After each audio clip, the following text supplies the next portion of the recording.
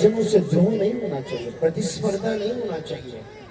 उनके प्रति प्रेम का परिणाम ही परमार्थ कर दिया। सती अपने पहले ही अति व्याकुलता के साथ में जो कुंड में स्वाहाकार चल रहा था, बड़ी बड़ी यज्ञ में आहुतियां डल रही थी, उसी यज्ञ में जाकर स्वशरीर स्वाहा कर दिया। भोलेनाथ भगवान की जय। स्वाहाकार होती चारों तरफ हाहाकार मच गया।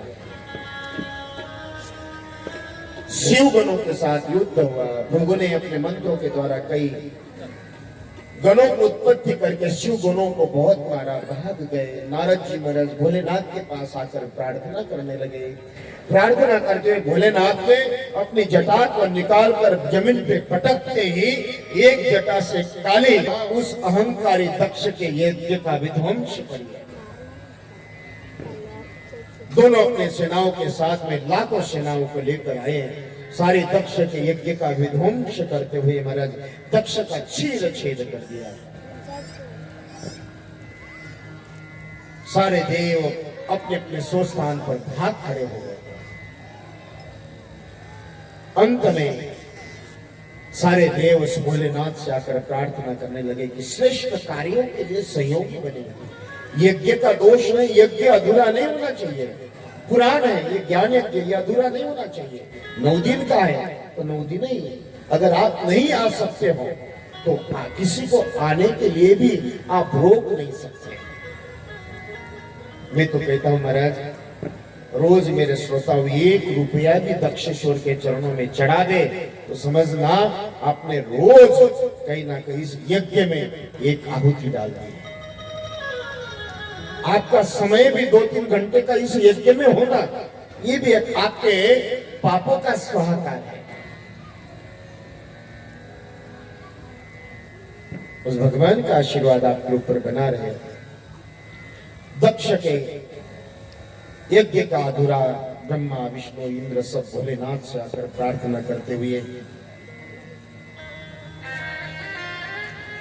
यदा यदुर्सम सुमुखम सूर्यवयं तस्मिन् वातो देव पर्वते गन्धमानं धाराग्रहे वितातेन सखेन दाक्षायणी महा क्रीडाकार विविध।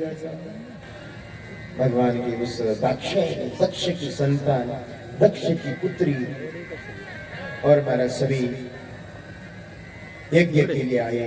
दक्ष को सिर लगाया बकरे का। दक्ष ने भगवान शिव की प्रार्थना की। प्रार्थना करते हुए उस बकरे के सिर को देखकर भोलेनाथ को बड़ा हंसी आई। तब से भोलेनाथ के मंदिर में जाकर मुंह गाल बजाने की परंपरा है कि भोलेनाथ हंसकर प्रसन्न होकर आशीर्वाद प्रदान कर दे। और भगवान शिव ने उस सती के शरीर को लेकर चारों तरफ घूमते हुए भगवान विष्णु ने अपने सुदर्शन चक्र के द्वारा उसके 52 टुकड़े किए। तब से उस सती का 52 शक्ति पीठ निर्माण। अंत में सती शिव का ध्यान करते हुए उस पराम्बा जगदम्बा अगले जन्म में सती कहते हैं कि महाराज सती मरते हरि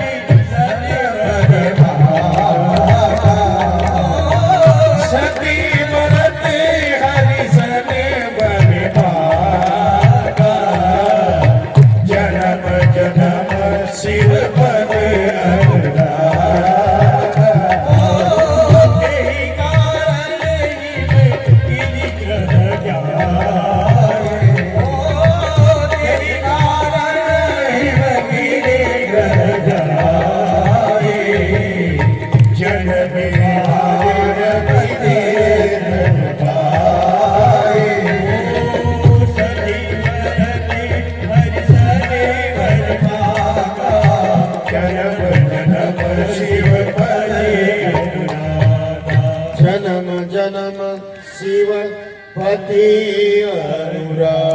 भगवान शिव वही मेरे जन्म जन्मांतर तक पति के रूप में प्राप्त हो। ये अंतिम समय में सती संकल्प करते हुए प्राणों का त्याग किया। और वही हिमालय और मैना अनेकों जन्म तो भगवान माँ जगदम्बा की उपासना करते हुए मुझे कन्या की प्राप्ति हो। वो जगदम्बा के ही मेरी पुत्र के रूप में अवतरित हो। कई वर्षों में युगों युगों तक माँ जगदम्बा पराम्बा की उपासना करते करते अंत में स्वयं देवी प्रसन्न होकर प्रकट होकर कहा कि मैं आपकी पुत्री बनकर आऊंगी। वही हिमालय मैना की दोनों की महाराज पुत्री के रूप में साक्षात पार्वती के रूप में अवतरित हो गई। सबके उमा से निग्रह जाई, सकल सिद्धि सबकी कराई। सबके उमा से निग्रह जाई, सकल सिद्धि सबकी कराई।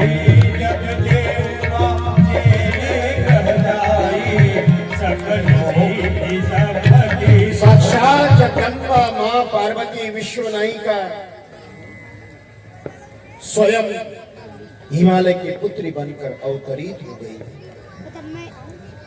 और स्वयं रिद्धि सिद्धि अष्टमा अनिमा लगिमा गरिमा महिमा प्राप्य अप्राप्य वशित्व ईशित्व स्वरूपता समीपता सायुज्यता ऐसी चारों ही प्रकार की मुक्तियां रिद्धि सिद्धि नवनिधि अनेक प्रकार के सहजता के साथ में हिमालय के घर में प्राप्त होते माँ की प्राप्ति और सारे विश्व के दृश्य अदृश्य देवी देवताएं साधु संत महात्मा अपने हाथ में पुष्प लेकर माँ जगदम्बा